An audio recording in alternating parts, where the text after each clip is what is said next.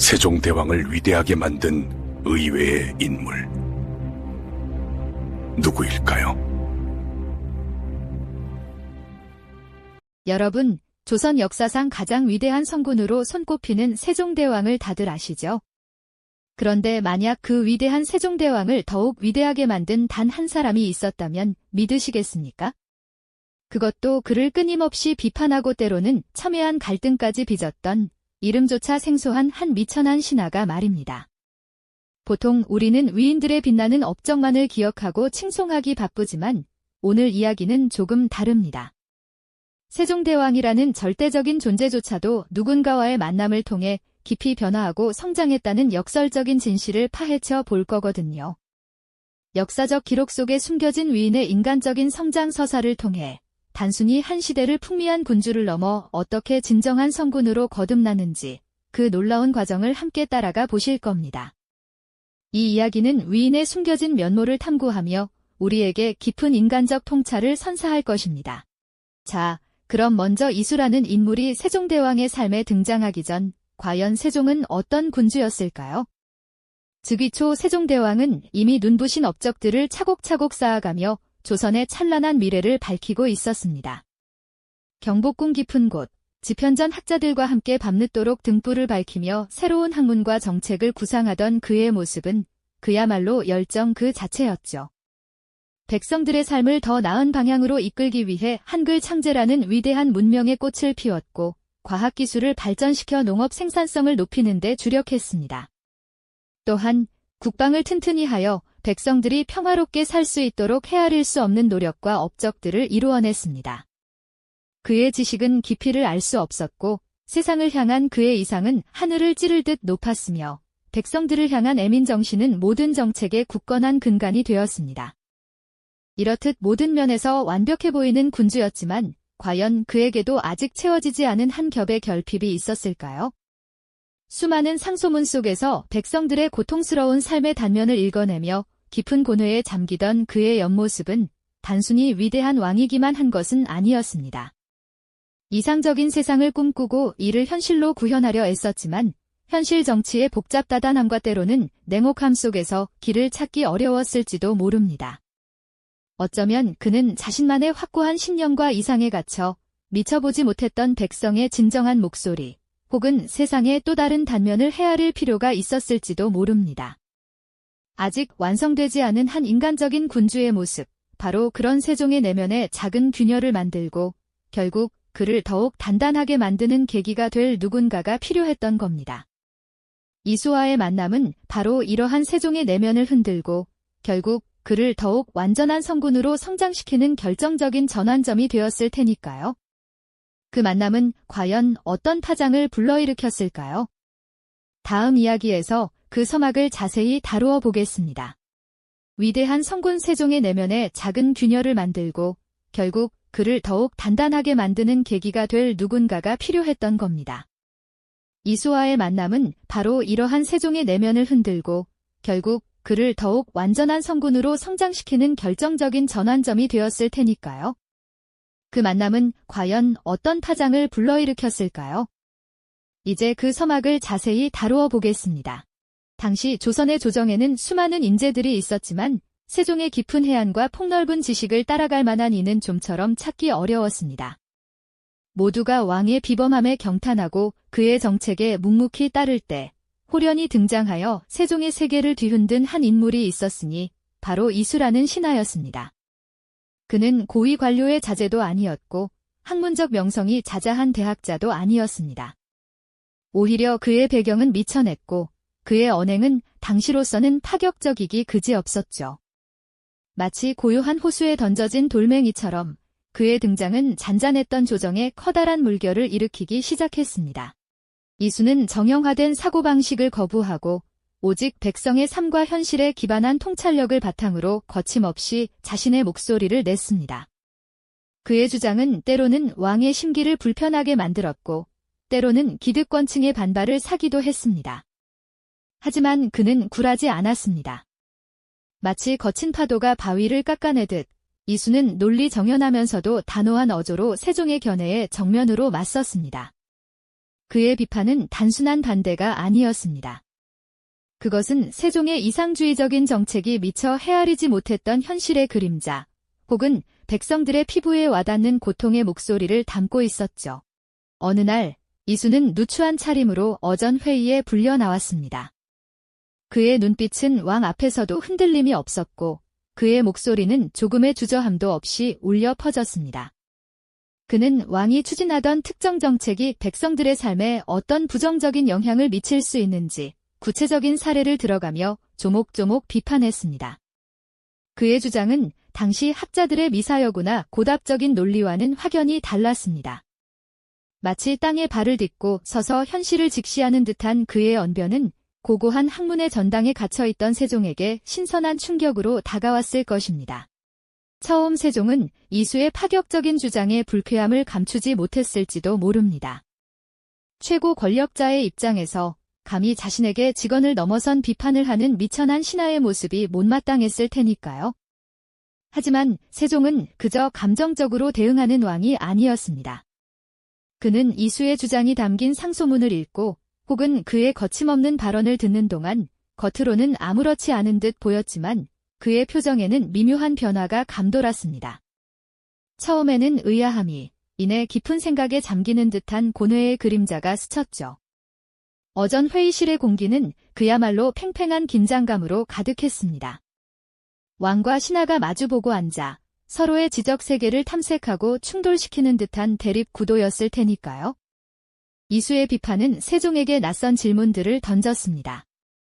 과연 나의 이상이 모든 백성에게 고루 미칠 수 있을까? 내가 미쳐보지 못하는 백성의 진정한 고통은 무엇일까? 이 같은 의문들은 세종의 확고했던 신념체계에 미세한 균열을 만들기 시작했습니다. 이수는 마치 세종의 지적 탐구의 여정에서 그가 미처 발견하지 못했던 또 다른 길을 가리키는 나침반과도 같은 존재였습니다. 그의 등장은 세종에게 새로운 관점을 열어주었고 그의 사고를 더욱 넓고 깊게 확장시키는 계기가 되었습니다. 이러한 지적 충돌은 결코 단순한 반목이 아니었습니다. 오히려 이는 성군 세종을 더욱 위대한 군주로 만드는 필수 불가결한 성장통과 같았죠. 이수와의 만남이 불러온 이 파장은 과연 세종의 통치 철학과 실제 정책 결정에 어떤 구체적인 변화를 가져왔을까요? 다음 이야기에서 자세히 살펴보겠습니다. 이수라는 거친 파도가 세종의 마음속에 일으킨 물결은 단순히 스쳐 지나가는 잔물결이 아니었습니다. 그것은 곧 세종의 통치 철학 전반에 걸쳐 깊은 변화를 이끌어내는 거대한 해일과도 같았죠. 그 파장은 세종이 세상을 바라보는 시야를 더욱 확장시켰고 백성을 이해하는 통찰의 깊이를 헤아릴 수 없을 만큼 심화시키는 계기가 되었습니다. 이전까지 세종대왕께서는 이상적인 군주의 면모를 갖추고 계셨지만 이수의 비판은 그 이상이 현실 속 백성들의 삶에 어떻게 온전히 닿을 수 있을지 그 간극을 메우는 방법을 더욱 절실하게 고민하게 만들었습니다. 궁궐안에서 책상에 앉아 수많은 상소문을 읽고 학자들과 밤새 토론하며 정책을 구상하시던 세종대왕의 모습은 여전히 변함이 없었을 것입니다. 하지만 이제 그분의 마음속에는 이수가 던진 질문, 즉 과연 이 정책이 저 멀리 떨어진 변방의 백성에게도 똑같이 이로울까? 내 눈에 보이지 않는 저들의 진정한 어려움은 무엇일까? 하는 물음이 끊임없이 메아리쳤을 겁니다. 마치 거울을 통해 자신의 모습을 비춰보듯 이수의 날카로운 시선은 세종에게 익숙했던 자신의 통치 방식에 대한 새로운 성찰을 요구했던 것이죠. 이러한 내면의 변화는 곧 실제 정책 결정에도 고스란히 반영되기 시작했습니다. 예를 들어 농민들의 고통을 덜어주기 위한 세법 개정이나 억울한 백성이 없도록 사법제도를 개선하는 과정에서 세종대왕은 이전보다 훨씬 더 현장의 목소리에 귀 기울이셨습니다. 단순히 보고서에 적힌 숫자를 넘어 한 개인의 삶에 미칠 영향을 더욱 깊이 헤아리셨다는 뜻입니다. 이수의 비판은 세종의 시선을 궁궐 밖, 진흙투성이 논밭과 허름한 초가집이 가득한 백성의 삶 속으로 이끌었죠. 때로는 암행을 통해, 때로는 보고를 통해 세종은 백성들의 고충을 단순히 파악하는 것을 넘어 공감하려는 노력을 멈추지 않으셨습니다. 이러한 변화의 가장 상징적인 결실 중 하나가 바로 우리가 익히 아는 훈민정음의 창제라고 할 수 있습니다. 훈민정음은 단순히 문자를 만든 것을 넘어 그를 몰라 자신의 뜻을 제대로 펼치지 못하고 억울함을 호소하지 못했던 백성들의 답답함을 헤아린 세종의 깊은 통찰이 담겨 있습니다. 이수의 목소리가 세종에게 말 못하는 백성들의 고통을 더욱 생생하게 일깨웠듯이 훈민정음은 그들에게 목소리를 부여하고 소통의 문을 열어준 혁명적인 정책이었죠. 이수의 비판이 세종의 마음속에 뿌린 씨앗이 훗날 백성을 사랑하는 마음의 거대한 나무로 자라나 아름다운 열매를 맺은 것이라고 비유할 수 있을까요? 세종대왕께서는 이수의 주장을 단순히 받아들인다는 차원을 넘어 그것을 자신의 통치 철학의 일부로 내면화하셨습니다. 마치 서로 다른 색깔의 물감이 섞여 새로운 색을 만들듯 세종의 이상주의와 이수의 현실주의가 만나 더욱 깊고 풍성한 통치 이념을 꽃피운 것이죠. 이수의 존재는 세종에게 불편한 진실을 직시하게 만드는 거울이자 자신이 미쳐보지 못했던 길을 밝혀주는 등대와 같았습니다.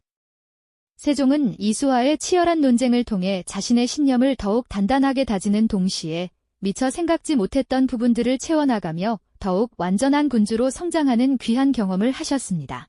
이러한 성장통을 겪으며 세종대왕은 단순히 학문과 지식에 능통한 군주를 넘어 백성 개개인의 삶과 현실을 더 깊이 이해하고 포용하는 진정한 성군의 면모를 갖추게 되셨습니다.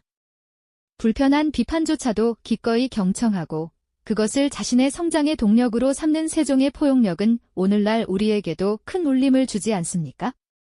이수라는 인물이 남긴 유산은 단순히 몇몇 정책의 변화를 넘어 세종대왕이라는 위대한 군주를 더욱 위대하게 만든 지혜의 씨앗이 되었다는 사실을 우리는 기억해야 할 것입니다. 그의 비판은 세종에게 백성을 향한 사랑을 더욱 깊이 깨닫게 하는 소중한 가르침이 되었으니까요. 세종대왕께서는 이수와의 격렬한 논쟁을 통해 단순한 정책의 수정을 넘어 마치 오랜 시간 단련된 쇠가 더욱 강철이 되듯 당신의 통치 철학 자체를 한층 더 깊고 견고하게 다지셨습니다. 이는 그저 외부의 의견을 받아들이는 수준을 넘어 백성의 고통이라는 불편한 진실을 자신의 가장 깊은 곳에 내면화하는 과정이었죠. 마치 땅속 깊이 뿌리를 내린 나무가 폭풍에도 흔들리지 않듯 세종의 애민 정신은 이수의 비판이라는 걸음을 통해 더욱 튼튼하게 자라났습니다. 이수라는 인물은 세종대왕에게 단순히 현실의 어려움을 고하는 메신저가 아니었습니다. 그는 세종의 이상적인 생각에 현실이라는 단단한 흙을 섞어 더욱 실질적이고 지속 가능한 정책의 씨앗을 뿌리도록 도운 지혜로운 농부와 같았다고 할 수 있을까요? 그 결과 세종대왕은 백성들의 일상 속으로 깊이 들어가 그들의 삶을 어루만지는 정책들을 펼치셨습니다. 과거에는 미처 헤아리지 못했던 백성 개개인의 작은 목소리에도 귀 기울이게 되신 것이죠. 이러한 변화는 세종대왕을 단순히 학문적 지식에 능통한 지식의 왕을 넘어 백성들의 실제 삶과 감정을 온전히 이해하고 포용하는 김간 세종으로 거듭나게 했습니다. 어쩌면 이수가 세종에게는 보이지 않는 거울과 같았을지도 모릅니다. 그 거울에 비친 자신의 모습을 통해 세종은 스스로의 부족함을 깨닫고 더욱 완전한 군주로 나아갈 수 있는 길을 찾으셨으니까요. 진정한 성장이란 때로는 불편한 진실을 마주하는 용기에서 시작된다는 것을 세종대왕은 몸소 보여주셨습니다. 가장 위대한 군주조차도 때로는 자신을 향한 비판적인 시선을 통해 더욱 찬란하게 빛날 수 있다는 역설적인 진실을 우리는 이 만남에서 발견하게 됩니다. 마치 다이아몬드가 거친 원석 상태에서 수많은 연마 과정을 거쳐 비로소 영롱한 빛을 발하듯 세종대왕 또한 이수라는 날카로운 비판을 통해 진정한 성군의 면모를 완성하셨던 것이죠. 이러한 포용과 성장의 지혜는 세종대왕이 남긴 위대한 유산 중에서도 가장 빛나는 한 축이 되었다고 감히 말씀드릴 수 있을 것 같습니다. 이수와의 지적 갈등을 겪으며 세종대왕은 단순히 옳고 그름을 따지는 차원을 넘어 서로 다른 관점이 어떻게 더 큰 지혜와 통찰로 이어질 수 있는지를 몸소 깨달으셨습니다. 이는 마치 다른 색깔의 실들이 엮여 아름다운 무늬의 직무를 만들어내듯 다양한 의견들이 모여 더욱 풍성한 정책과 이상을 구현해낼 수 있다는 깨달음이었을 겁니다. 세종의 진정한 위대함은 바로 이처럼 자신과 다른 목소리까지도 기꺼이 품에 안아 성장 동력으로 삼는 넓은 도량에서 비롯된 것이 아닐까요? 오늘날 우리가 세종대왕의 위대함을 이야기할 때 우리는 종종 그 빛나는 업적만을 기억하곤 합니다. 하지만 그 업적의 이면에는 그를 끊임없이 자극하고 때로는 불편하게 만들었을지라도 결국 그를 더욱 위대한 군주로 이끈 이수와 같은 존재들이 있었다는 사실을 잊어서는 안 될 것입니다. 진정한 리더십은 자신을 칭송하는 목소리에만 귀 기울이는 것이 아니라 자신을 비판하는 용기 있는 목소리까지 경청하고 포용하는 데서 시작된다는 것을 세종대왕과 이수의 이야기는 우리에게 생생하게 일깨워주고 있습니다. 이러한 지혜는 비단 과거의 역사 속에서만 유효한 것이 아닙니다. 현대 사회를 살아가는 우리에게도 다양한 의견을 존중하고 불편한 진실을 기꺼이 마주하는 용기가 얼마나 중요한 가치인지 다시 한번 생각하게 만들죠. 진정한 성장을 위해서는 때로는 자신을 흔드는 비판적인 시선이 필요하다는 것을 세종과 이수의 이야기는 오늘날 우리에게도 깊은 울림으로 다가옵니다. 다음 영상에서는 또 어떤 위대한 인물들의 숨겨진 관계가 우리에게 놀라운 통찰을 선사할지 기대해 주셔도 좋습니다. 이 영상이 도움이 되셨다면 좋아요와 구독 부탁드립니다.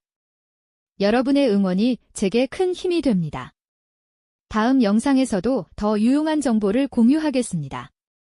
감사합니다.